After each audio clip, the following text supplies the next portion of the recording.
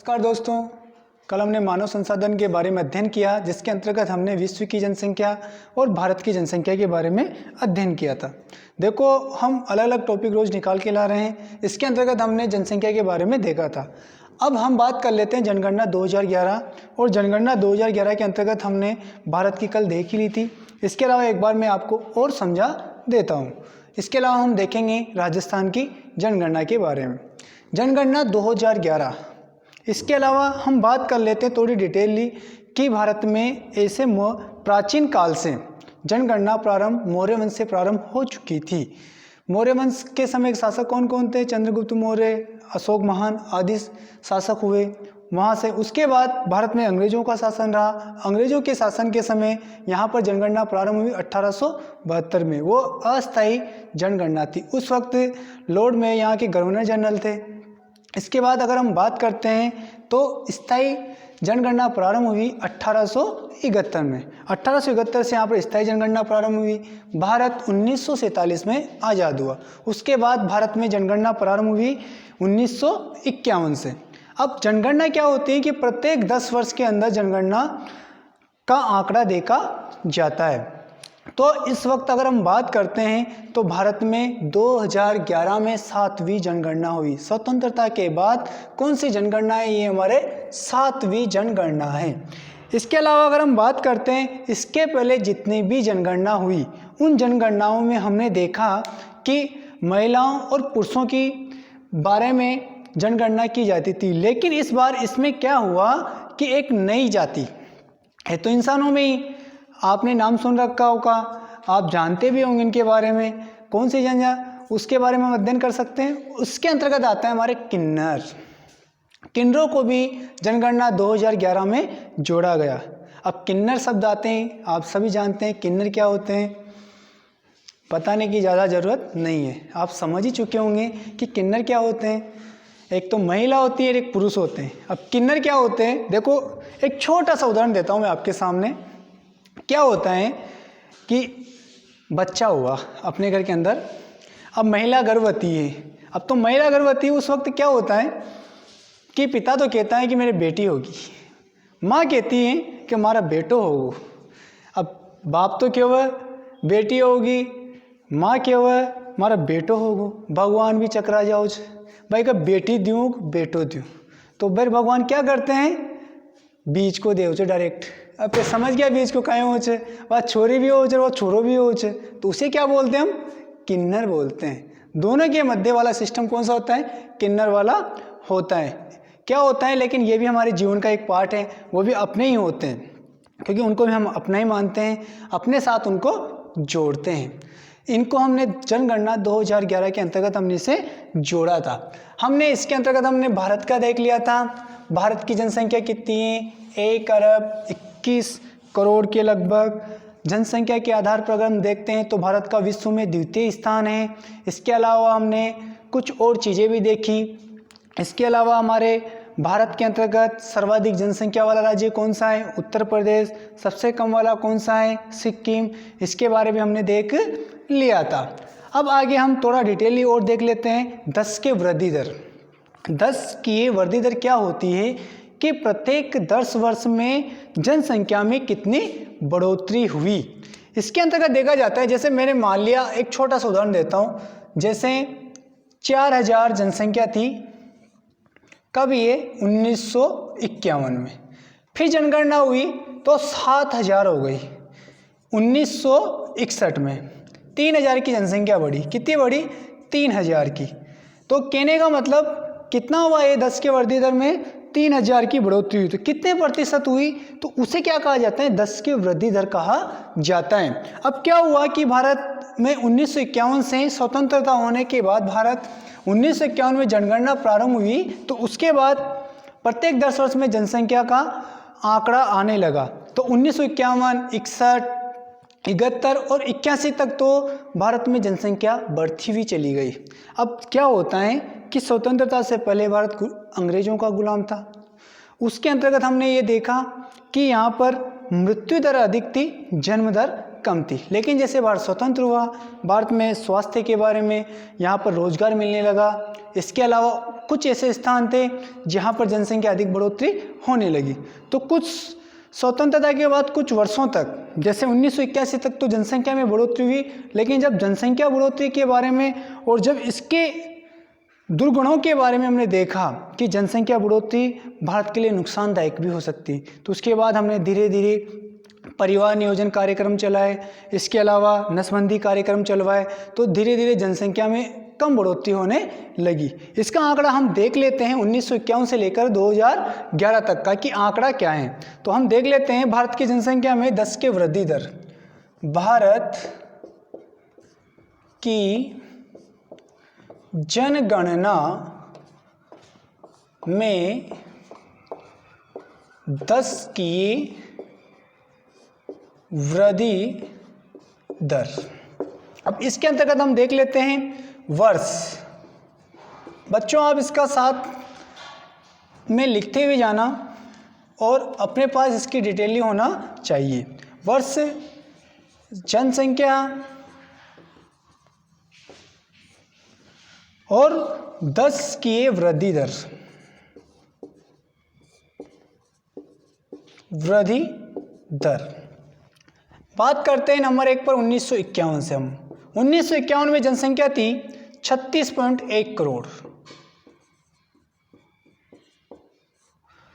10 के वृद्धि दर की बात करते हैं तो 13.31%। फिर बात करते हैं हम 1961। 1961 में 43.1 करोड़, कहने का मतलब 43 करोड़। और वृद्धि कितनी हुई? 21.64%। 1971 की हम बात करते हैं तो 54.8 करोड़। जनसंख्या कितनी बढ़ी? 54 करोड़। 1951 में 36 करोड़ थी, 1961 में 43 हो गई, 1971 में 54 करोड़ हो गई। कहने का मतलब प्रत्येक 10 वर्ष बाद में जनगणना की जाती है, तो प्रत्येक 10 वर्ष में कितनी बढ़ रही है?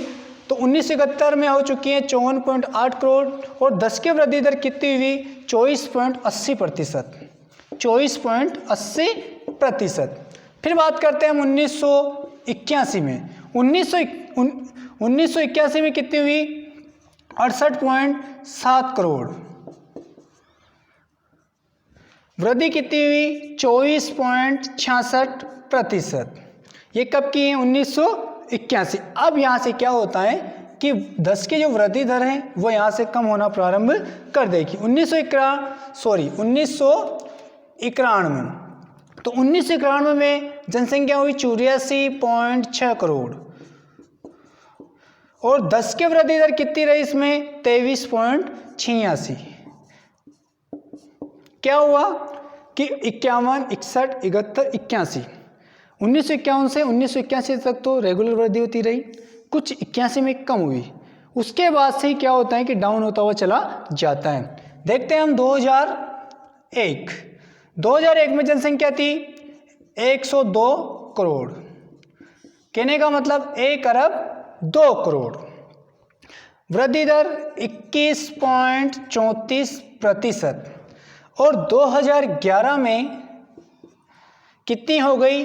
1.21 करोड़। वृद्धि दर कितनी रह गई? 17.70%। तो ये थी भारत की जनगणना में 10 की वृद्धि दर 1951 से लेकर 2011 तक। बच्चों आप इसको समझना पड़ेगा, इसको आपको पढ़ना पड़ेगा, आपको आसानी पूर्वक ये याद रह जाएंगे, क्योंकि डाटा है, डाटा पढ़ने पड़ते हैं, 1 बार नहीं, 2 बार नहीं, 3 बार नहीं, आपको 5 बार देखने पड़ेंगे और लिख लिख के याद करना पड़ेगा, तो आपको आसानी पूर्वक समझ में आ जाएंगे। और इस वीडियो को भी आप बार बार देखते रहोगे तो आपको समझने में और आसानी रहेगी। इसके बाद हम बात करते हैं, यहाँ तक हमने देख लिया, यह तो थी हमारी भारत की बात। अब थोड़ी सी डिटेल हम किसके बारे में अध्ययन कर लेते हैं? हमारे राजस्थान के बारे में अध्ययन कर लेते हैं कि राजस्थान की जनसंख्या कितनी है, कौन सा स्थान है, कौन सा जिला बड़ा है, कौन सा जिला छोटा है जनसंख्या के आधार पर। तो इसके अंतर्गत हम देख लेते हैं जनगणना 2011 के आधार पर। तो 2011 के आधार पर, जनगणना के आधार पर हम किसका अध्ययन करेंगे? राजस्थान की जनगणना का। अब इसमें हम ज़्यादा टाइम में लगाकर धीरे धीरे इसके टॉपिकों को, एक एक टॉपिक को एक एक प्रकार से समझते हुए देख लेते हैं। बात करते हैं तो राजस्थान क्षेत्रफल की दृष्टि से अगर हम बात करते हैं तो राजस्थान का स्थान आता है प्रथम। भारत में क्षेत्रफल की दृष्टि से तो कौन सा स्थान है? भारत का प्रथम। लेकिन अगर जनसंख्या की बात करते हैं तो जनसंख्या की बात करते हैं तो राजस्थान का स्थान आता है 8वां। कौन सा स्थान आता है? 8वां। राजस्थान की जनसंख्या कितनी है? राजस्थान की जनसंख्या, राजस्थान की जनसंख्या है 6,86,2,612। 2012 ये कहाँ की जनसंख्या है? हमारे राजस्थान की जनसंख्या है। और भारत की कुल जनसंख्या का कितना प्रतिशत है? 5.66%। दो प्रकार से कि राजस्थान की जनसंख्या 6.86 करोड़ भी याद रख सकते हैं, 6,86,00,000। भारत की जनसंख्या का कुल कितना प्रतिशत? 5.66%।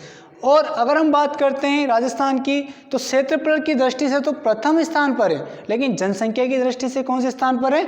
8वें स्थान पर है। अब जब हम बात करते हैं जनगणना की तो जनगणना में कुछ चीज़ें देखी जाती, आप इनको साथ के साथ उतारते हुए जाना। अब देख लेते हैं अब जनसंख्या में क्या क्या चीज़ें देखी जाती है। सर्वप्रथम देखी जाती है घनत्व। घनत्व देखा जाता है लिंगानुपात। लिंगानुपात देखा जाता है वृद्धि दर।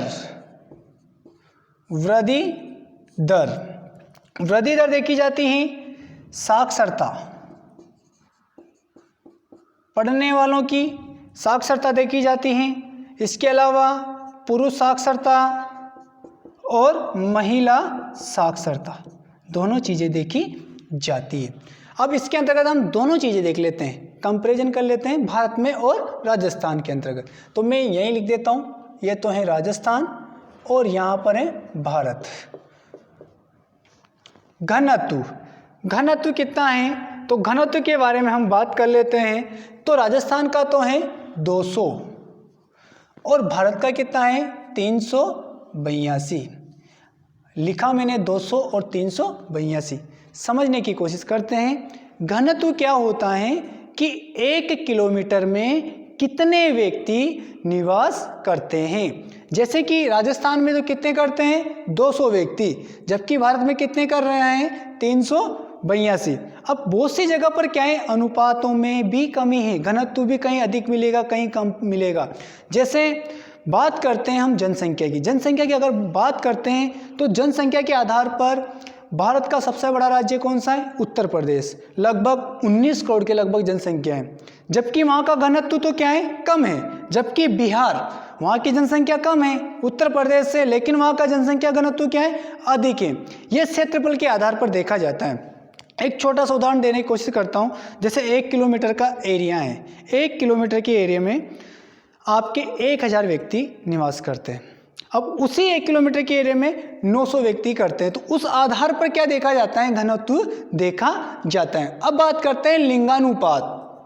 तो लिंगानुपात की अगर हम बात करते हैं तो राजस्थान का लिंगानुपात 928 और भारत का कितना है? 943। लिंगानुपात क्या होता है कि 1000 पुरुषों में महिलाओं की कितनी संख्या है? तो राजस्थान में 1000 तो पुरुष और 928 ही महिलाएं। कहने का मतलब यह है कि भारत में लगभग कितने 72 तो कुंवारा ही रहेगा और खेबा को मतलब 928 ही पढ़नेगा, वहाँ कोई ब्याह होवगो। महिलाओं में और पुरुषों में क्या है? इनमें अंतर है। 1000 पुरुषों में 928 ही महिलाएं, जबकि भारत में कितनी है? 943। वृद्धि दर।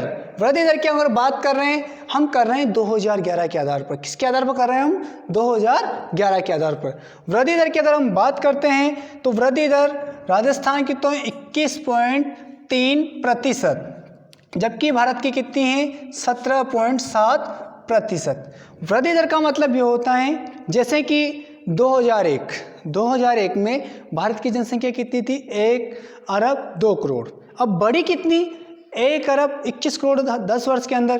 तो उस 20 करोड़ का क्या देखा जाता है कि कितनी गति से उस जनसंख्या में कितनी जनसंख्या बढ़ी है, तो उस आधार पर देखा जाता है किसको? वृद्धि दर को। साक्षरता की बात कर लेते हैं तो साक्षरता, तो राजस्थान की साक्षरता तो है 66.1% और भारत की कितनी है? 73.1%। साक्षरता की अगर हम बात कर लेते हैं तो राजस्थान की तो 66.1 और भारत की कितनी है? 73.1। इसके बाद हम देख लेते हैं पुरुष साक्षरता और महिला साक्षरता। पुरुष साक्षरता तो कितनी है हमारे राजस्थान की? तो 79.1%, जबकि भारत की कितनी है? 80.2%। कहने का मतलब कि 100 पुरुषों में कितना पढ़िया लिखा है? 79.1% तो पुरुष राजस्थान में, जबकि भारत में 80.2%। महिला साक्षरता कितनी है? तो राजस्थान की तो है 52.1%, जबकि भारत की कितनी है? 64.6%। तो ये हो गया आपके घनत्व, लिंगानुपात, वृद्धि दर, साक्षरता, जिसमें पुरुष साक्षरता और महिला साक्षरता। राजस्थान और भारत में कंपैरिजन। राजस्थान का घनत्व तो कितना है? 200, भारत का 382। राजस्थान का लिंगानुपात 928, भारत का 943। वृद्धि दर राजस्थान की 21.3% की दर से बढ़ी, जबकि भारत में 17.7%। राजस्थान की ज़्यादा है, भारत की कम है। साक्षरता की अगर हम बात करते हैं तो राजस्थान 66.1% साक्षर हैं व्यक्ति, जबकि भारत में कितने हैं? 73.1%। पुरुषों की साक्षरता की बात करते हैं तो राजस्थान में 79.1%, भारत में 80.2%। राजस्थान में महिला साक्षरता की बात करते हैं तो 52.1% ही है। कहने का मतलब आधी लुगाया तो पढ़ी लिखी, ज़्यादा अनपढ़ से। भारत की बात करते हैं तो लगभग 64.6% क्या है यहाँ पर महिलाएं साक्षर है। तो इसका हम आप आसानी पूर्वक इसका स्क्रीनशॉट भी ले सकते हो या इसको हम लिख भी सकते हो। ठीक है, अब आगे देख लेते हैं तुलनात्मक अध्ययन के साथ साथ अब राजस्थान के बारे में हम देख लेते हैं। सर्वप्रथम हम देख लेते हैं इसकी तीनों चीज़ें एक साथ देख सकते हैं। तीनों चीज़ें ऐसे कि जनसंख्या में सर्वाधिक बड़े जिले कौन से हैं, सर्वाधिक कम कौन से हैं। इसके अलावा घनत्व देख सकते हैं, कहाँ का घनत्व ज़्यादा है, कहाँ का घनत्व कम है, कहाँ की वृद्धि दर ज़्यादा है, कहाँ की वृद्धि दर कम है। तो इसमें सर्वप्रथम हम बात करते हैं जनसंख्या की। राजस्थान में जनसंख्या के आधार पर, तो जनसंख्या के आधार पर सर्वप्रथम देखते हैं सर्वाधिक और एक देखते हैं न्यूनतम। सर्वाधिक वाले तो कौन से हैं और न्यूनतम वाले कौन से हैं। तो न्यूनतम वाले की बात और सर्वाधिक वाले की बात कर लेते हैं। तो जनसंख्या में सर्वाधिक वालों की पहले बात करते हैं। तो सर्वाधिक जनसंख्या वाला जिला कौन सा है? तो सर्वप्रथम अगर हम बात करते हैं तो इसमें आता है हमारे जयपुर नंबर 1 पर। नंबर 2 पर आता है हमारे जोधपुर और नंबर 3 पर आता है अलवर। जोधपुर की जनसंख्या है लगभग 66 लाख, जोधपुर की 36.8 लाख, अलवर की कितनी है 36.2 लाख। अब तीनों चीज़ों के बारे में अध्ययन कर लेते हैं। राजस्थान की राजधानी जयपुर, तो यहाँ पर आपको पता है विकास का क्षेत्र भी अधिक होगा, रोजगार का क्षेत्र भी अधिक होगा, यहाँ पर व्यक्तियों का निवास स्थान भी अधिक होगा। तो जनसंख्या कहाँ पर बढ़ेगी? जयपुर में। इसके अलावा जो क्षेत्र उपजाऊ क्षेत्र होता है, जहाँ नदियाँ अधिक होती हैं, तो वहाँ पर भी क्या होती है? जनसंख्या अधिक होती है। तो जयपुर प्रथम स्थान में जहाँ पर जनसंख्या सर्वाधिक है। नंबर 2 पर जोधपुर से क्या है? सर्वाधिक मुख्यमंत्री निकल रहे हैं। अब मुख्यमंत्री बनते हैं जिस क्षेत्र से, तो वहाँ का विकास क्या होता है? अधिक होता है। तो जोधपुर में भी अब क्या आ रहे हैं? पॉपुलेशन अधिक धीरे धीरे बढ़ रही है। इसके अलावा अलवर की अगर हम बात करते हैं तो अलवर राष्ट्रीय राजधानी क्षेत्र के अंतर्गत आता है। तो यहाँ पर विकास का कार्य सर्वाधिक होता है, क्योंकि दिल्ली एनसीआर के अंतर्गत आता है हमारा अलवर, तो इस क्षेत्र में भी क्या है, विकास अधिक है, तो रोजगार के साधन अधिक हैं, तो लोगों का पलायन किस तरफ जा रहा है, उस तरफ। तो जयपुर, जोधपुर और अलवर। न्यूनतम की अगर हम बात करते हैं तो न्यूनतम जनसंख्या वाले नंबर 1 पर अगर हम बात करते हैं तो जैसलमेर, नंबर 2 पर अगर हम बात करते हैं तो प्रतापगढ़, नंबर 3 पर अगर हम बात करते हैं तो सिरोही। जैसलमेर की जनसंख्या की अगर हम बात करते हैं तो यहाँ की जनसंख्या है 6 लाख। प्रतापगढ़ की अगर हम बात करते हैं तो यहाँ की जनसंख्या है 8 लाख। और सिरोही की अगर हम बात करते हैं तो यहाँ की जनसंख्या है 9 लाख। मैंने डायरेक्ट लिखा है जैसे 6.36, 8.48, 9.12, तो इस प्रकार से यहाँ की जनसंख्या है। जनसंख्या में सर्वाधिक जयपुर, जोधपुर, अलवर, न्यूनतम है जैसलमेर, प्रतापगढ़, सिरोही। ये मैंने आपको डायरेक्टली बता दिया, 3 जिले बता दिए। अगर जयपुर ऑप्शन नहीं आए तो जोधपुर, जोधपुर ऑप्शन नहीं आए तो अलवर। न्यूनतम में अगर जैसलमेर नहीं आए तो प्रतापगढ़, प्रतापगढ़ नहीं आए तो सिरोही। ये तो हो गए हमारे जनसंख्या वाली बात। अब हम देखते हैं इसमें घनत्व।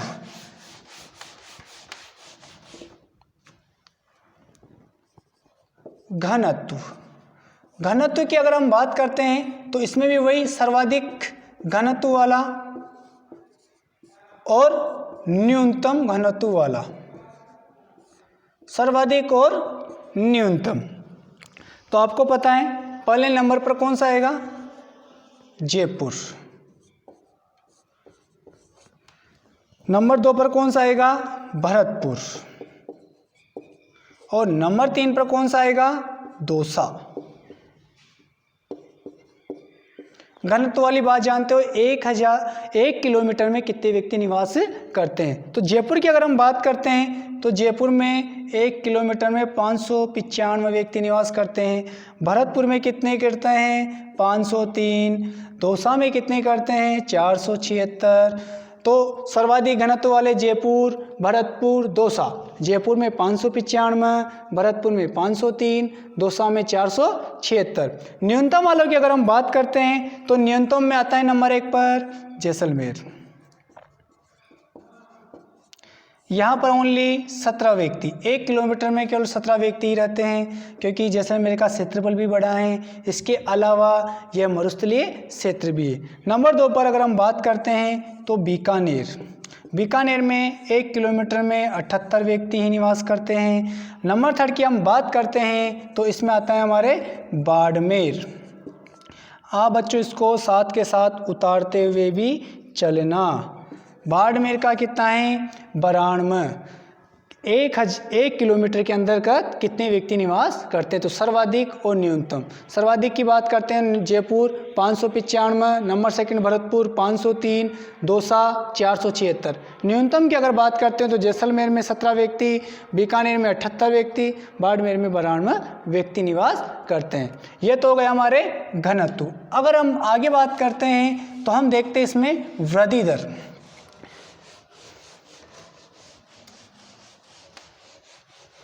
वृद्धि दर का मतलब ये है कि प्रत्येक 10 वर्ष में कि वहाँ की कितनी वृद्धि हुई। जैसे जनसंख्या है, जनसंख्या में कितनी जनसंख्या बढ़ी। जैसे 35 लाख जनसंख्या है तो 50 लाख हुई तो 15 लाख बढ़ी, तो उसको क्या बोलते हैं, वृद्धि दर बोला जाता है। तो कौन से जिले की कितनी वृद्धि हुई, तो उस आधार पर हम देखेंगे वृद्धि दर। वृद्धि दर वो इसमें भी कौन सा, सर्वाधिक और न्यूनतम। सर्वाधिक में और न्यूनतम में तो हम देख लेते हैं। इसमें सर्वाधिक में नंबर 1 पर बाड़मेर, नंबर 2 पर जैसलमेर, नंबर 3 पर इधर लिख देता हूं मैं, है ना, जोधपुर। नंबर 1 पर कौन सा है, बाड़मेर। बाड़मेर में 32.55% की दर से क्या बढ़ी है, जनसंख्या बढ़ी है। नंबर 2 पर जैसलमेर, यहाँ पर 31% के हिसाब से, और जोधपुर में 27% के हिसाब से जनसंख्या बढ़ी है। उसके बाद हम देख लेते हैं इसमें न्यूनतम कहाँ बढ़ी। कहने का मतलब है कि जनसंख्या पर थोड़ा जोर लगाकर रुकावट करना। तो प्रथम नंबर पर आता है हमारे गंगानगर।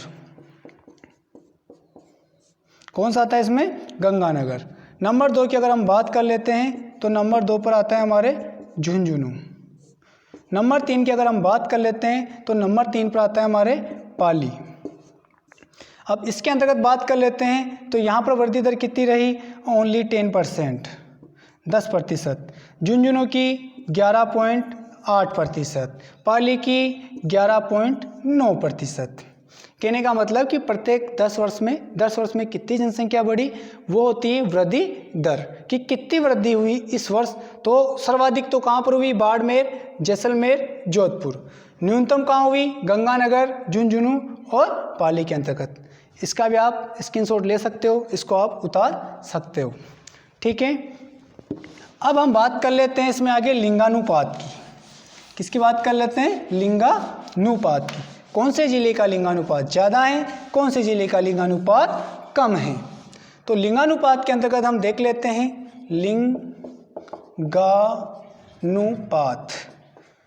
लिंगानुपात के बारे में जानते होंगे। लिंगानुपात क्या होता है कि 1000 पुरुषों में कितनी महिलाएं हैं, तो वो देखा जाता है लिंगानुपात। तो इसमें सर्वाधिक और न्यूनतम वाले देख लेते हैं। सर्वाधिक और एक तरफ देख लेते हैं न्यूनतम।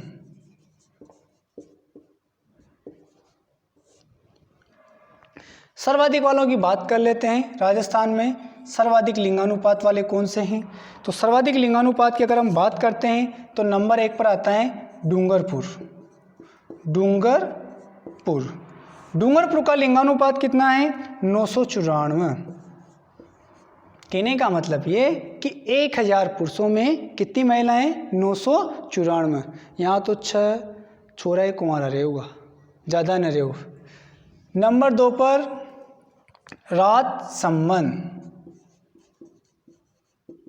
राजसमंद का कितना है? 990। नंबर 3 पर अगर हम बात कर लेते हैं तो नंबर 3 पर आता है हमारे पाली का लिंगानुपात कितना है? 987।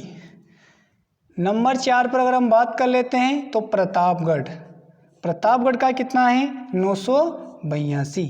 ये तो हैं सर्वाधिक लिंगानुपात वाले, जहाँ पर महिलाओं की संख्या क्या है? 1000 पुरुषों पर सर्वाधिक। डूंगरपुर 994, राजसमंद 990, पाली 987, प्रतापगढ़ 982।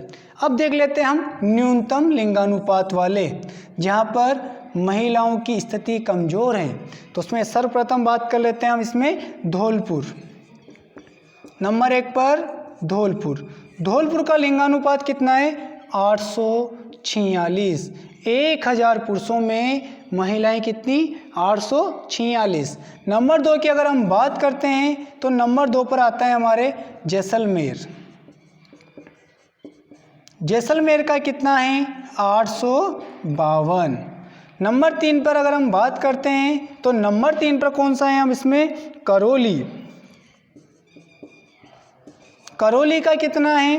करौली का है 861। 1000 पुरुषों में महिलाएं कितनी? 861। नंबर 4 पर अगर हम बात करते हैं तो नंबर 4 पर आता है हमारे भरतपुर, और भरतपुर का 880। 1000 पर कितनी महिलाएं? तो सर्वाधिक वाले डूंगरपुर 994, राजसमंद 990, पाली 987, प्रतापगढ़ 982। न्यूनतम की बात करते हैं, धौलपुर में 846 महिलाएं, जैसलमेर में 852 है, करौली में 861 है, भरतपुर में 880 हैं। ये तो हो गए हमारे सर्वाधिक और न्यूनतम वाले। इसके अलावा हम कुछ डिटेल तौर से और चीज़ और देख सकते हैं। तो इसमें आता है 0 से 6 वर्ष वाले, 0 से 6 वर्ष का लिंगानुपात। इसका भी हम देख सकते हैं कि 0 से 6 वर्ष में हम ज्ञात कर सकते हैं कि 1000 पुरुषों में कितनी बच्चियों का जन्म हुआ। तो इसमें हम राजस्थान का भी देख सकते हैं, हम इसका भारत का भी देख सकते हैं कि 0 से 6 वर्ष में कितनी बच्चियों का जन्म हुआ है। तो राजस्थान में तो हुआ 888। कितना है राजस्थान का लिंगानुपात? 888 0 से 6 वर्ष में। और भारत का कितना है? 919 0 से 6 वर्ष के अंतर्गत। और अगर हम राजस्थान के अंतर्गत बात कर लेते हैं सर्वाधिक और न्यूनतम वाली, तो सर्वाधिक तो 0 से 6 वर्ष में कहाँ है? बांसवाड़ा का। कहाँ का है? बांसवाड़ा। और न्यूनतम कहाँ का है? झुंझुनू का। ये तो हो गया हमारे लिंगानुपात वाली बात। अब हम देख लेते हैं इसमें साक्षरता वाली बात राजस्थान के बारे में कि साक्षरता में कौन सा जिला प्रथम, कौन सा जिला द्वितीय, कौन सा जिला सबसे कमज़ोर, वो चीज़ें हम इसके अंतर्गत देख सकते हैं। तो साक्षरता के बारे में हम देख सकते हैं। साक्षरता की हम बात कर लेते हैं राजस्थान की।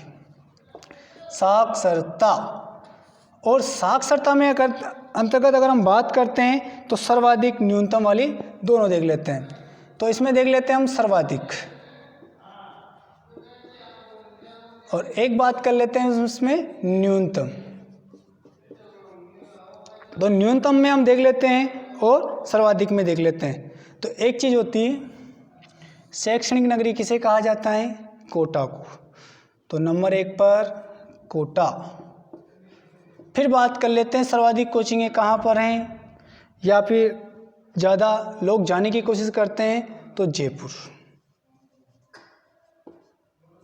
नंबर 3 के अंतर्गत हम बात कर लेते हैं तो इसके अंतर्गत आएगी झुंझुनू। लेकिन अभी 2015 के बाद झुंझुनू तो हो चुका है 4था स्थान, और 30 स्थान पर कौन सा आ चुका है? सीकर आ चुका है। यह तो हैं सर्वाधिक वाले। कोटा में साक्षरता दर कितनी है? 76। जयपुर की कितनी है? 75। और झुंझुनू की कितनी है? 74। उल्टा कर लेना, 76, 75, 74, या झुंझुनू से स्टार्टिंग कर देना, 3, 2, 1, 74, 75, 76। न्यूनतम वाले जहाँ पर साक्षरता दर क्या है? कम है, तो उसकी बात करते हैं हम जालोर। नंबर 1 पर जालोर आएगा, नंबर 2 पर सिरोही आएगा, और यहाँ पर क्या है? साक्षरता दर कम है, पढ़े लिखे कम लोग हैं। जालोर, नंबर 2 सिरोही, नंबर 3 प्रतापगढ़, क्योंकि इन क्षेत्रों में क्या है? सर्वाधिक आदिवासी लोग रहते हैं, इसलिए यहाँ पर साक्षरता दर कम पाई जाती है। ये तो हो गए साक्षरता। अब इसी के अंतर्गत हम एक चीज़ और देख लेते हैं, पुरुष साक्षरता में और महिला साक्षरता में। पुरुष साक्षरता और महिला साक्षरता। अब इसमें भी क्या है? सर्वाधिक और न्यूनतम वाले। सर्वाधिक और न्यूनतम वाले। तो पुरुष साक्षरता के अंतर्गत हम बात कर लेते हैं तो सर्वाधिक में कौन कौन से आते हैं? तो पुरुष साक्षरता में राजस्थान में कोटा, जयपुर और झुंझुनू, ये तो हैं पुरुष साक्षरता में सर्वाधिक। कोटा, जयपुर, झुंझुनू। ठीक है। न्यूनतम वाले कौन कौन से हैं? तो न्यूनतम वालों में देख लेते हैं प्रतापगढ़, बांसवाड़ा और सिरोही। ये कौन से हैं? न्यूनतम वाले। इसके अलावा महिला साक्षरता में बात कर लेते हैं सर्वाधिक वालों की। तो महिला साक्षरता में सर्वाधिक कौन कौन से हैं? वही कोटा, जयपुर, झुंझुनू। कोटा, जयपुर, झुंझुनू। और न्यूनतम की अगर हम बात करते हैं तो न्यूनतम के अंतर्गत आता है हमारे जालोर। महिला साक्षरता की बात कर रहे हैं जहाँ पर कम साक्षरता है महिलाओं की। जालोर, जैसलमेर, सिरोही, ये कहाँ की है? हमारे महिलाओं की। महिला साक्षरता में सर्वाधिक तो कोटा, जयपुर, झुंझुनू। न्यूनतम की अगर बात करते हैं तो जालोर, जैसलमेर और सिरोही। इस प्रकार से हमने राजस्थान की जनगणना के बारे में अध्ययन किया, जिसके अंतर्गत हमने घनत्व, वृद्धि दर, जनसंख्या के बारे में, इसके अलावा हमने साक्षरता के बारे में, इसके अलावा हमने लिंगानुपात के बारे में अध्ययन किया। ये आपकी राजस्थान की जनगणना का अध्ययन था। इसके पहले हमने भारत का देखा। ये सब चीज़ें किसके अंतर्गत आती है? हमारे मानव संसाधन के अंतर्गत आती है। आज का ये टॉपिक यहीं समाप्त होता है। अगली क्लास में मिलेंगे। नमस्कार।